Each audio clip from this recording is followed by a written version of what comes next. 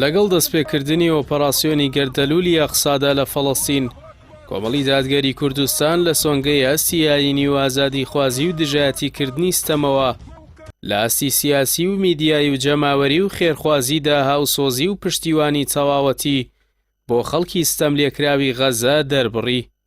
خودی مامۆستا عەلی باپیری سەرۆکی کۆمەڵیش چەند جارێک لە ڕێگەی نووسین و وتارەوە بە ئاشکرا ڕاستیەکانی بۆ ئەموان خستە ڕووجەختی کردەوە لەوەی شەرم و نەنگیە بۆ بەرپرسانی هەرێم کە بێ هەڵوێستن.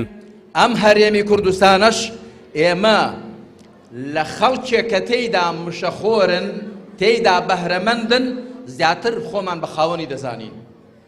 خەڵکێک ئەگەر لە پەنای ئەم هەرێمەدا دەخۆن ئێمە لە پەناویدا خوراوین. ئەمەش ماوەی 3 هەفتەیە کۆمەڵ و سەرۆک و سەرکردەکانی ڕوبەڕووی هەڵمەتێکی چڕی ێرشی میدیایی کردووەتەوە و لەو ڕووەوە میدیا سێبەرەکانی دەسەڵات تەواوی سنوورەکانی بەزاندووە و لە بری سەرقاڵبوون بە خزمەتکردنی هاوڵاتیان و چارەسەرکردنی کێشەی موچەخۆران و بیرکردنەوە لە بەڕێوەبردننی وڵات و دابینکردنی خزمەتگوزاریەکان هەموو بیرۆهۆشیان لەسەر قەرەباڵغکردنی پەیجە سێبەرەکان بۆ هێرشکردنە سەر هەڵوێستا ئاینی و نیشتیمانیەکانی کۆمەڵی دادگەریەوە تەرخان بکەن.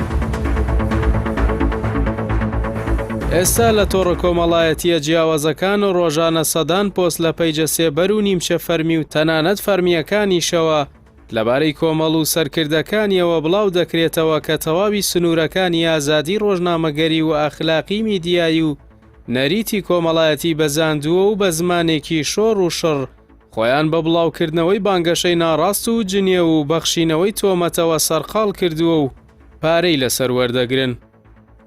لە دوای نەوڵی ماکینە میدیایەکەی دەسەڵاتداران و هێرشە بێشومارەکەیان بۆ سەر کۆمەڵ ئەمجارە وتەبێژی حکوومەتی ماوە بە سەرچووی هەرێم و کەناڵی تەلەڤیزیۆنی خودی سەرۆکی حکوومەت چوونە ڕیزی فیشەکنان بە تاریکیەوە بەبێ ئەوەی لە یادیان بێت کوردەمێکە وتوویەتی ماڵت شوشەیە بەردمەگرە خەڵکی. ئەو پەیجەدا بەستە و ئابەستانە کە بەشێک لە دەسەڵاتدارانی هەرێم پشتیوانی دەکەن هەمیشە بە دوای بیان و بەهانەیەکدا دەگەڕێن بۆ لێدان لە کۆمەڵ و مامۆستا عەلی باپیر بۆ ئەو مەبەستەش هیچ دەرفەتێک لەدەست نادەن.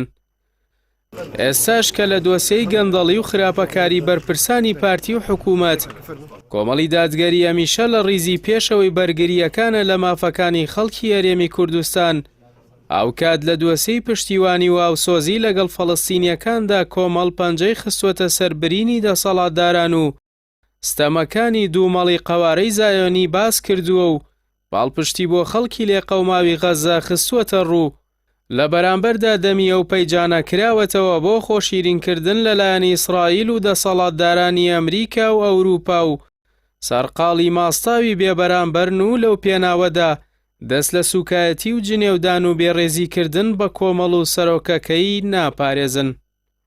میدیا سێبەر و دابەستە و وابەستەکانی دەسەڵات دەیانەوێ کۆمەڵی دادگەری بخزێنە سووچی تۆمەتەوە و بەهۆی هەڵوێستەکانیەوە هێندەی دیکە نیشانەی پرسیار و سەرسوورمان بخەنە سەری و بە هەڵبەستنی جۆرە تۆمەت و درۆ و قسەی ناڕاست ڕاستەقینەکان لە خەڵکی بشارنەوە. بەڵام ئەم کارە هەوڵێکی چروکی بێئەنجامە و هەمووان دەزانن بەری خۆری حاقب بە بێژنگی ناحەقی ناگیرێت. تەمەلوق و ماستاوی بەلاش دەکەن بۆ گەلی زایێنی جوولەکە. تەمەلوقی بەلاش چ خێرێکن لە جوولەکە بینیوە؟ چ دەردێکیان بۆ تۆ دەوا کردووە؟ کەی لە تنگانەیەکدا لە فریاد هاتوون. جوولەکەکان نەیان دەبینی کە ئێمە کیمیایی باران دەکراین، ئێمە ئەنفال دەکراین، ئێمە جۆنەساید دەکراین. نێوچاوانیان گرش کرد ڕۆژێک لە ڕۆژان ناڕۆزایەکیان دەربڕی. زۆر شوورەی و عەیبە بۆ خەڵکێک کە هیچ باکی بە تۆ نییە، هیچ منەتی بە تۆ نییە لە خۆت و خۆتی بۆ گونەحبار و عەیبدار و ناشیرین کەیت.